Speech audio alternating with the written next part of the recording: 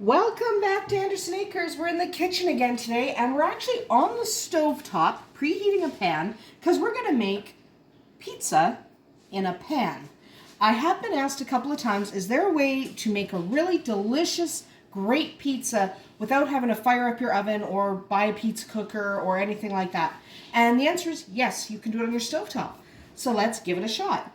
So the first thing we're going to need is a pan that we're preheating to medium heat, not higher than that, medium only. And then we're going to need some pizza dough. So you're going to want to take a pizza dough. Now I'm using my favorite pizza dough. I will provide a link in the video description to the video where I make this dough. But you can use any pizza dough you've got. You can use pizza dough you made, you can use pizza dough you bought. It doesn't matter as long as it's a pizza dough. So you're going to want to stretch that pizza dough into a circle. Don't roll it. You want these air bubbles that are in it. You want to preserve those. So stretch it out with your fingers. Don't smush it with a roller. Okay, then let it rest a little bit on a cutting board or other solid surface. Your pan is preheating, medium. You're going to take some olive oil, drizzle some olive oil in there. Then we're going to take some garlic powder, sprinkle just a little, you don't need a ton. Sprinkle a little garlic powder in there. And a little bit of oregano in there too. Okay? Take a basting brush and make sure that is swirled all around so you don't have a lot of garlic or a lot of oregano in one spot, and that the entire pan is coated with your olive oil. Okay. Now we're going to take our pizza crust, again, stretch it so that it's the size you want. Use a large skillet, or if you're using a smaller amount of dough, you can certainly use a smaller skillet. But I'm making a nice big pizza. Then we're just going to pop that in there, okay? And we are not going to cover it. We are going to let that sit until the bottom is kind of cooked and crispy. We're not going to put any toppings yet because this is actually the bottom. So while we're waiting for the bottom to crisp, we are going to take a little more olive oil, drizzle the top with olive oil, take our basting brush and make sure the entire thing is covered in olive oil. There we go. Sprinkle of garlic powder.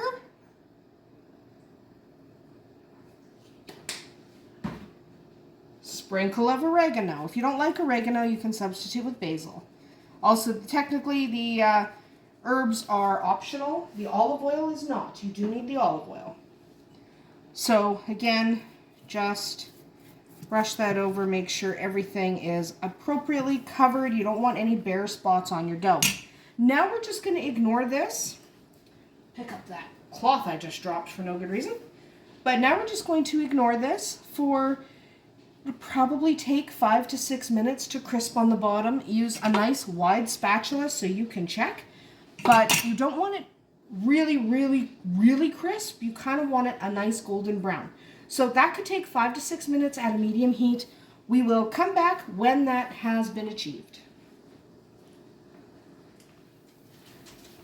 All right, so when your dough is as crisp as you want it, you're going to flip it over. Notice all these little air bubbles? Don't pop them. Leave them. So we're going to take this, and we have to do it pretty quick because the oil on the top, we don't want it going everywhere. So 1, 2, 3, flip. There we go. Now turn your heat all the way down. You want to go all the way down to low because now we're going to add some toppings. So turn your heat all the way down to low, and it's okay if you have to pull your pizza off the heat for a few minutes, just to make sure things cool down. You're probably fine, but if you're worried about burning, pull it off the heat, let the element cool for a minute or two, then place this back on here. Now it's time to add our toppings. Now I am doing a fairly thick crust because I really love a nice pan crust, so that's what I'm having. I'm really a fan of a nice thick bready crust. You can of course do this with a thinner crust, no big deal. So let's start adding our toppings. So I'm going to add some sauce. Okay. So we're going to add some sauce. You, of course, can add tomato sauce. You can use barbecue. Anything you like. Remember, you are making a pizza for you, so if you don't like tomato sauce, use ranch dressing. I've done that. I like ranch dressing as a sauce or a good barbecue. Whatever you like. So we have added our sauce.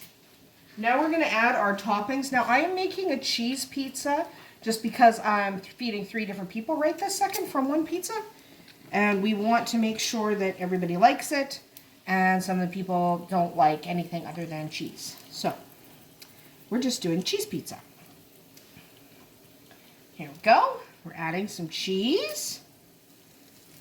I'm adding mozzarella cheese. It's okay if the cheese falls down, it'll just get crispy bits. No big deal. And now I'm going to add some cheddar cheese.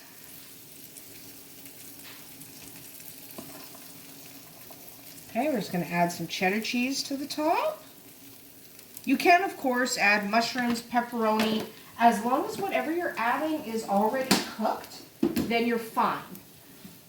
Don't add raw ingredients. So this is a powdered Parmesan, and I'm deliberately sprinkling it so it also gets in these edges because it'll go really nicely on that crust. There we go.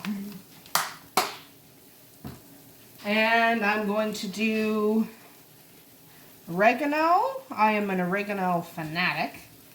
So we're going to do oregano on the top. And now we need to cover it because if you just leave it like this, your toppings aren't going to melt. So we are going to cover it, preferably using a clear lid so you can see how much melting is going on. So at this point, what we want to do is we just kind of want to ignore it until the cheese is melted. So the crust already started to get cooked. When it cooked on the first side, it'll finish cooking now. And you turn down the heat so that your crust doesn't burn. So at this point, we're seriously just going to wait for it to melt. Wait for your cheese to melt. This will take from 10 to 20 minutes, depending on how many toppings you put on. But once the cheese is melted, it is cooked. So we will come back and take a look as soon as that cheese melts.